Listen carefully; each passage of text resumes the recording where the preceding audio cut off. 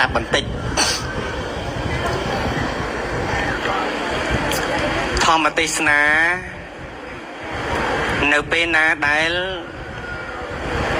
អ្នកសម្ដែងទទួលបាននៅឃោសនាស័ព្ទល្អ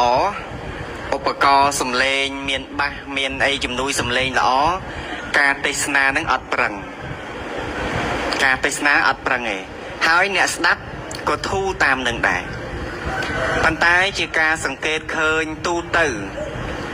កម្មវិធីរោងបុណ្យមួយញាតិញោមមិនចោលទេមានញាតិញោមខ្លះគាត់អត់ស្ងៀមទេហ្មងដូចថាគាត់អត់បានអាការកេះគ្នានិយាយខ្សឹបហើយជួនកាលដល់ពេលលោកប្រឹងនិយាយមេក្រូដល់តែគាត់ខ្សឹបអត់លឺគាត់ប្រឡងវ៉ូលីមរបស់គាត់ប្រឡងនិយាយទៅវាយពេញមករោងបុណ្យ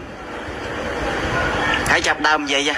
អូអញដឹងលោកទេសនាពីអីផងឯងមិនស្ដាប់បានទេមានអីស្ដាប់បានបើគាត់និយាយគ្នាឡើងទៅហឹងអើងកងហ្នឹងហើយអញ្ចឹងថ្ងៃនេះអាត្មាមិនចង់ស្ដីឲ្យទេមកពីឆ្ងាយដែរតែស្ដីឲ្យទៅវាខ្ជិលស្ដីឲ្យទៅឡាវាមិនសូវស្រស់ដាក់លោកតែគាត់និយាយនេះមកទេសនាយកទៅលុយទៅបានវល់យកស្ដីឲ្យអញមិនអ្នករស់ស៊ីឯងជាធម្មតាអ្នករកស៊ីគេត្រូវថ្នមចិត្តអតិថិជនចឹងមែនទេញាតិញោមអ្នករកស៊ីមិនអាចមានមាត់ធំដាក់អតិថិជនបានទេត្រូវថ្នមក៏ប៉ុន្តែអ្នកទេសនាមិនមែនអ្នករកស៊ីទេតាមមិនត្រូវគឺត្រូវមាត់អាត្មាតែមក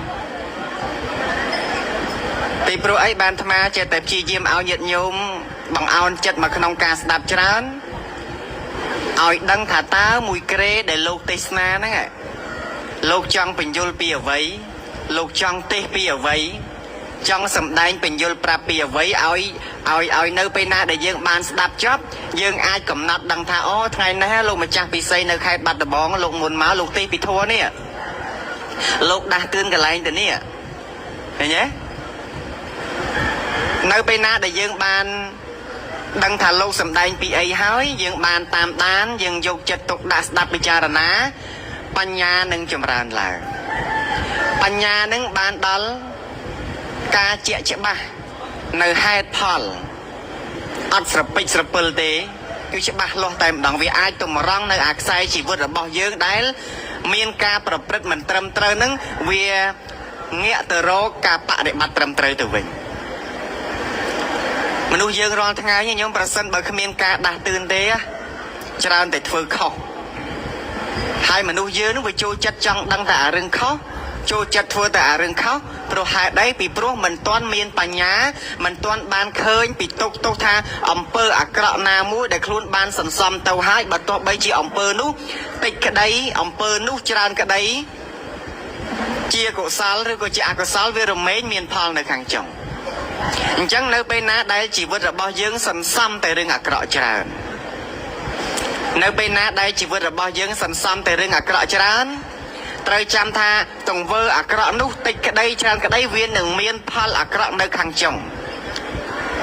ឧបមាប្រៀបបីដូចជាភ្លើង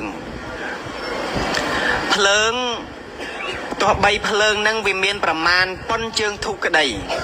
ប៉ុន្តែនៅពេលណាដែលភ្លើងនឹងវាបានប៉ះមកលើសាច់របស់យើងហើយ